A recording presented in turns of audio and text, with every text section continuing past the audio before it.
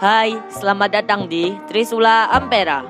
Sebelum kami memulai video ini, lebih baik kalian siapkan speaker, camilan, makanan, dan wifi tetangga masih aman. Eits, jangan lupa minum biar tidak tersedak.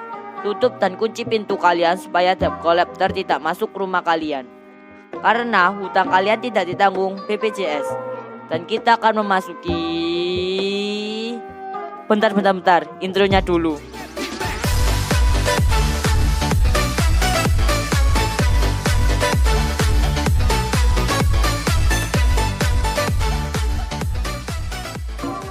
Welcome to Apa Kata Mereka.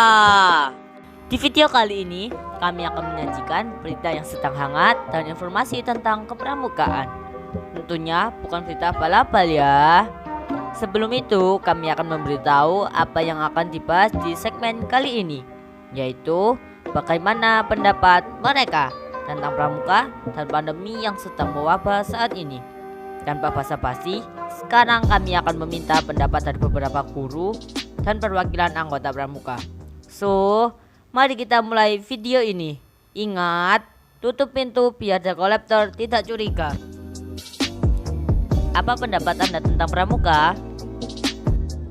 Menurut saya, pramuka mengajarkan banyak hal seperti kedisiplinan, kekreatifan, kemandirian, dan lain-lain. Selama saya menjadi anggota pramuka, saya jadi bisa belajar tentang sandi-sandi, morse, simapur, dan masih banyak lagi. Oke, pramuka merupakan suatu kegiatan yang sangat positif di sekolah. Jadi pramuka itu merupakan ekstrakurikuler wajib bagi seluruh siswa.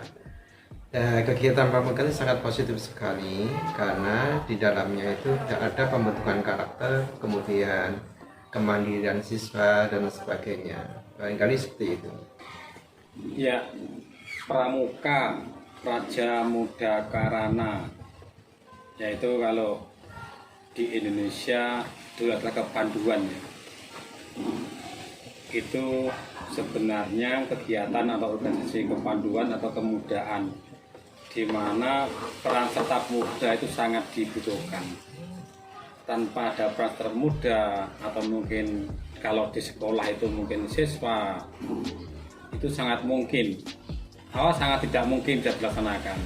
Nah, karena ini adalah kegiatan yang di sekolah itu sifatnya wajib, kegiatan utama sifatnya wajib, maka mau tidak mau harus digalakkan. Dan terus terang, untuk pramuka sendiri sangat ya, untuk perkembangan generasi muda sangat membantu. Bagaimana pramuka itu bisa mendidik anak atau seorang pemuda menjadi pemuda yang mandiri, yang teguh, kemudian yang bekerja keras, seperti apa yang tertuang dalam Trisatya maupun Dasar Pramuka. Ya, itu kalau saya menilai pramuka itu sangat penting, masih layak dan masih sangat dibutuhkan untuk masa-masa yang sekarang. Bahkan mungkin untuk masa yang akan datang masih dibutuhkan. Pramuka itu kalau di sekolah masuk ekstra ya, tapi wajib diikuti. Jadi mulai dari kelas 7 sampai kelas 9. Gitu. Apa pendapat Anda tentang dampak pandemi saat ini? Sangatlah sulit karena kita harus belajar di rumah secara online, tidak bisa menjalankan aktivitas seperti biasanya. Dampak pandemi ini sangat berdampak sekali dalam kehidupan kita.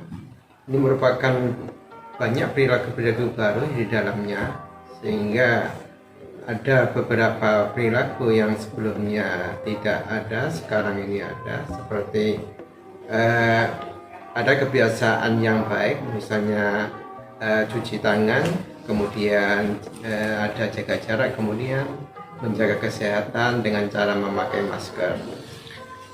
Dampak pandemi saat ini, untuk dampaknya, imbasnya sangat luar biasa.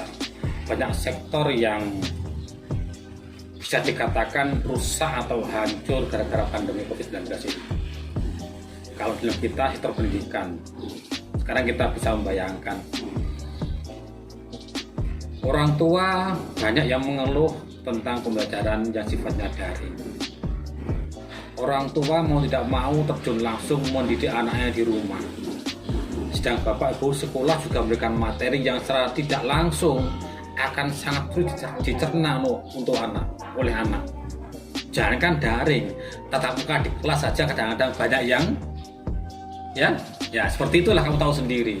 Ya, apalagi dengan sistem daring yang sifatnya mungkin hanya sistem tutorial saja. Belum lagi dampak yang lain, mungkin di bidang ekonomi sudah hancur-hancuran ekonomi, pendidikan juga, kesehatan juga. Ya, makanya dengan adanya COVID-19 ini, ya mari kita semua untuk bisa menjaga diri. Selagi kita masih menjaga diri, besar harapan kita akan terhindar dari apa yang dinamakan dengan COVID-19 ini.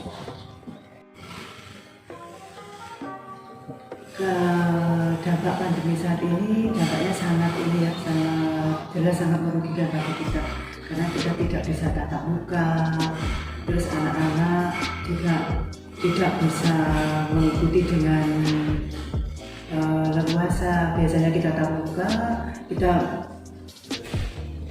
ini belajar kelompok, sekarang harus di rumah sendiri-sendiri, dan semuanya tidak semuanya melakukan apa yang seperti kita inginkan.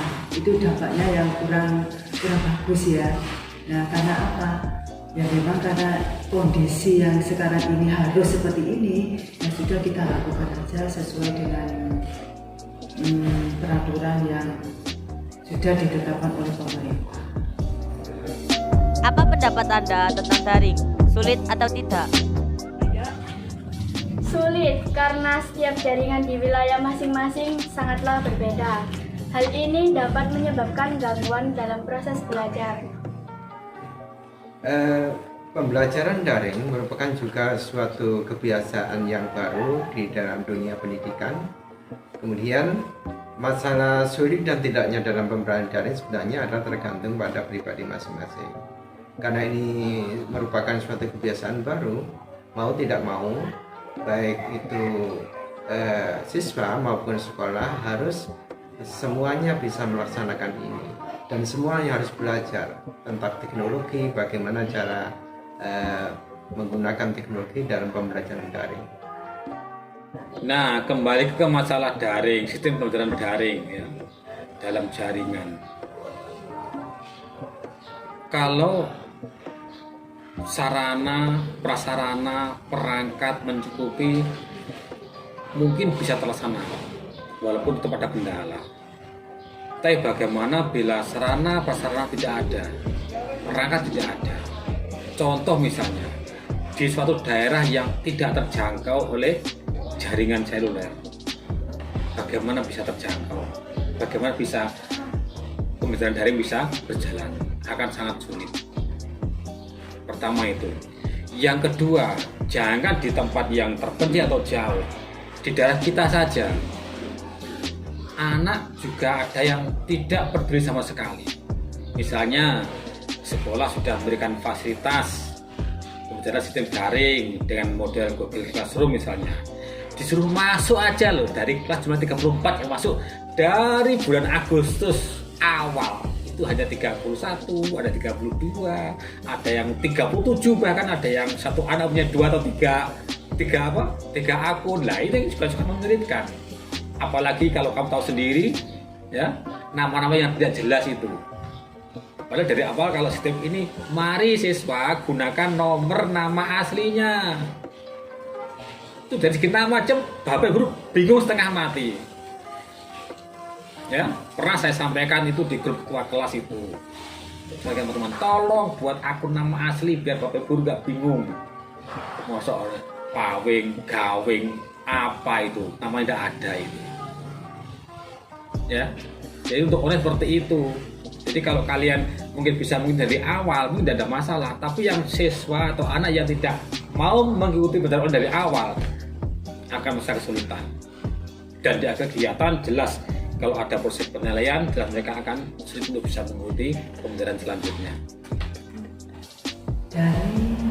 Daring dikatakan sulit bagi mereka yang dampaknya daring itu ya, ada yang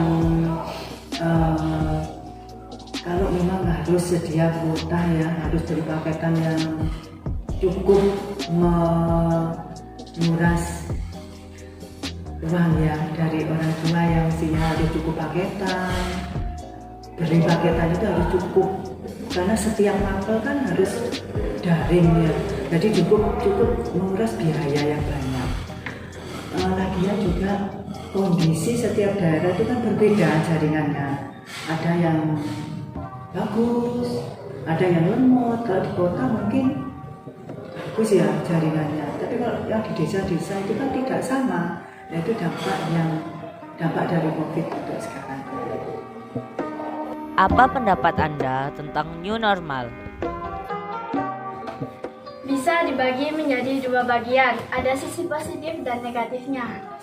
Salah satu contoh sisi positifnya adalah setiap individu menjaga kebersihan dan kesehatannya masing-masing. Sisi negatifnya adalah kegiatan-kegiatan yang dilakukan di luar akan terganggu. New normal adalah merupakan kebiasaan baru. Setelah pandemi ini berakhir, diharapkan semua masyarakat, terutama di dalam lingkungan sekolah, ini tetap melaksanakan suatu kegiatan yang di dalamnya dengan cara menjaga jarak, kemudian selalu memakai masker, kemudian selalu cuci tangan, dan seterusnya. Barangkali seperti itu. Nah, kembali ke masalah COVID-19 ya.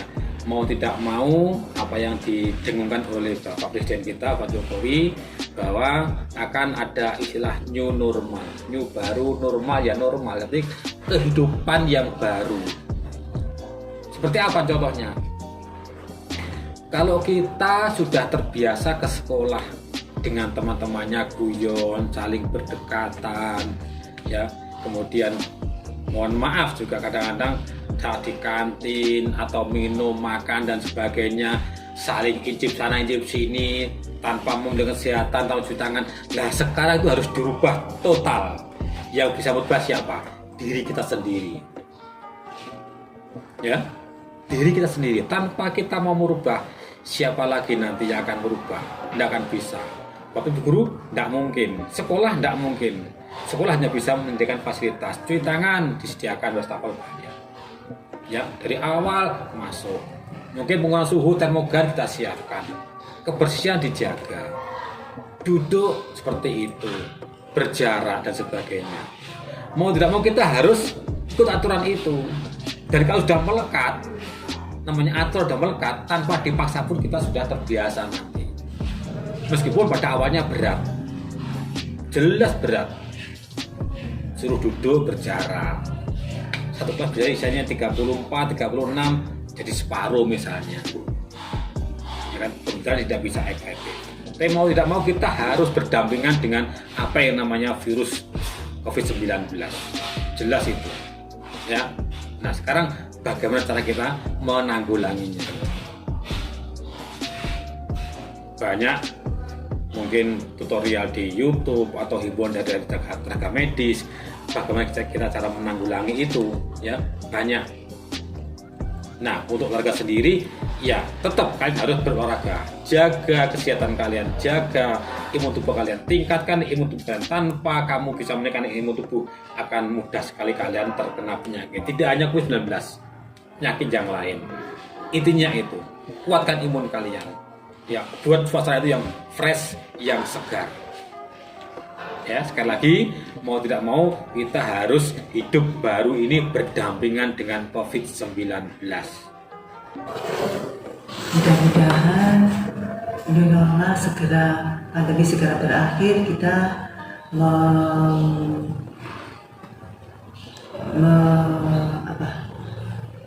new normal itu mudah-mudahan segera kita kembali seperti semula ya, bisa tatap muka, bisa diskusi bareng, bisa ketemu teman. Nah, itu mudah-mudahan aja segera berakhir. Semua kita ya tidak lepas dari kita berdoa, mudah-mudahan segera berakhir dan kita kembali seperti semula, bisa tatap muka ya.